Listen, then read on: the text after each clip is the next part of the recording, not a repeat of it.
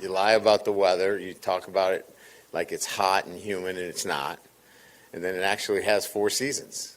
You get cold weather, and I think it keeps everybody from coming here, except for me. Yeah, you're going to get snow. You're going to be Buffalo. They're getting like 70 inches. Yeah.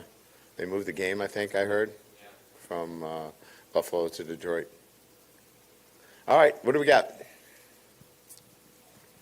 Update on Brian Thomas. How's he doing as he comes off that concussion? Cleared the protocol, practiced yesterday and practiced today, so he'll play.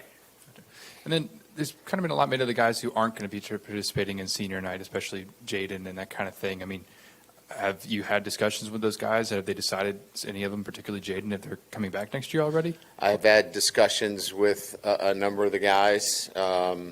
We have a pretty good understanding of who's doing what, but I wouldn't take anything from whether they're running out or not. I think that's much more of a personal preference as to whether they, partake in the senior day ceremony, but we've got a pretty good understanding, and I think some guys will, over the next week or two, will start to, make public announcements as to what their intentions are.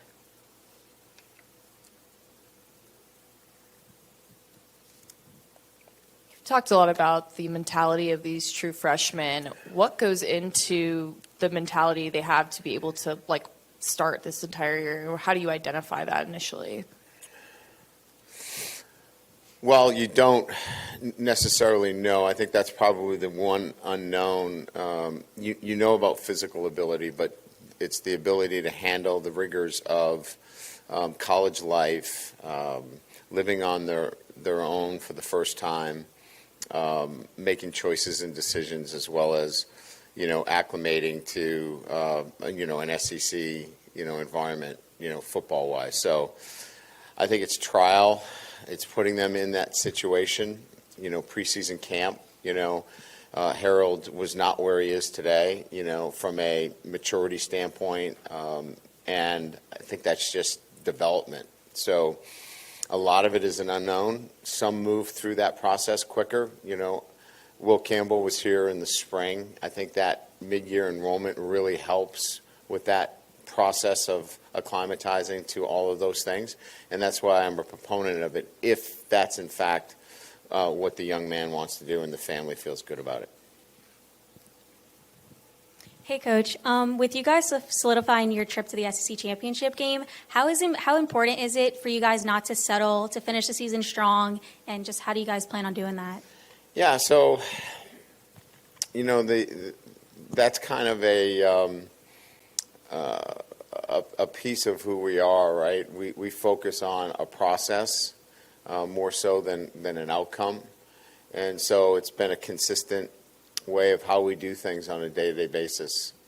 We focus much more on, the little things, our habits, how we think, what we do on a day-to-day basis, much more than outcomes, championships, things of that nature. So it's just been kind of business as usual for us this week, and our focus has been strictly on our preparation and preparing for UAB.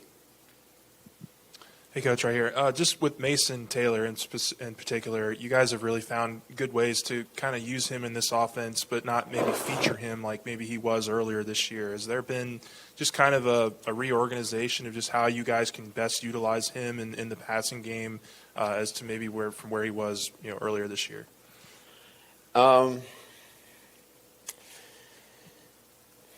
Yeah, I don't know that there's been any particular focus one way or the other. I mean, now that you've asked the question, I'd have to look at the drop-off in particular relative to the stats. I'm sure you have. Most of our receivers in the receiving corps, they're all part of a comprehensive progression read, and so I don't know that we've used them any differently as much as they're going to be part of, whether they're, being covered or not, right? And, I mean, if if his biggest play of the year was the 2-point play against Alabama, that's a pretty good deal right there. But I think, to answer your question, we haven't shied away from him in any way. I think it's just the luck of the draw relative to his progressions in the passing game. Hi, Coach. How has the team developed throughout the season, and how has that led them to where they are now? Well, look, I mean, I think it's pretty clear that when you look at where we were against Florida State, we had a lot of new players playing, transfers, freshmen, new quarterback, new system, and there's no excuse. My job is to prepare them and get them ready, and I didn't have them ready to the level that they needed to be for that game. But, they showed a fight, and so we knew that we had something after that game, that these guys had a special trait of resiliency. And so we worked hard on just building an identity within, and that was having a better focus from play to play, and that's grown throughout the year. So the development of this football team has been getting to know each other better, playing together, coming together as a team, because there were a lot of new players, a lot of new pieces to this team. So I think it was just the natural progression of a group of guys coming together over a period of time.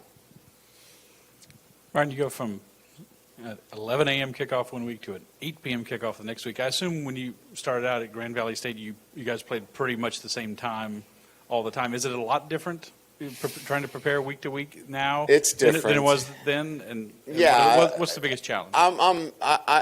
I can tell you that I'm used to playing mostly night games, because those are the national televised games. But there is a big difference between an 11 a.m. and an 8 p.m. start. But I think our routine is pretty good, and you're playing at home, the comforts of playing at home, the routines. We're an hour or so off from what is a pretty common routine for us. So I don't feel too uncomfortable with this one. 11 a.m. is a little different, there's no doubt. 11 a.m. on the road, and the first cold weather game, yeah, that's a little different. And that was a difficult transition, which we got through. Coach, go back onto development. Talk about your running backs. It seems like they weren't getting the production that you wanted earlier in the season, but how has Josh Williams and John Emery really kind of progressed over the course of the season? Well, I think it starts with Josh. I mean, he comes in as probably the least heralded player, in the offensive backfield, and he's turned out to be, a captain for us on 3 different games, productive runner.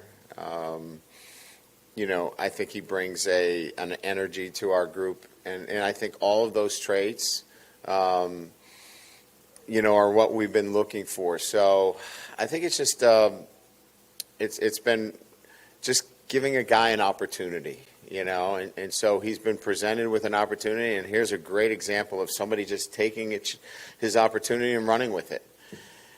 The same can be said for Emery. He didn't have an opportunity, and look, he can blame himself for that, but he is now taking accountability for that, and now he's put himself in a position where he's helping our football team. So I look at it that both of them have seized the opportunity they've been given and have been able to help our football team because of it.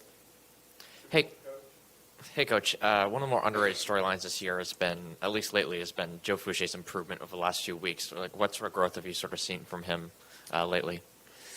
So let's keep in mind now, he didn't play in the first 4 weeks, and I think there was probably, maybe subconsciously wanting to make plays, put himself in some compromising situations in the sense that he was a little too aggressive. And I think he's really settled into playing his position, doing his job, being 1/11th of our defense, and it's shown itself.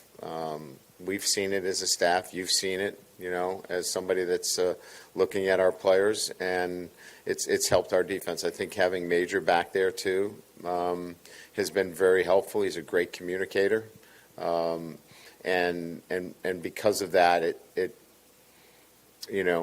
gets the guys in the right position.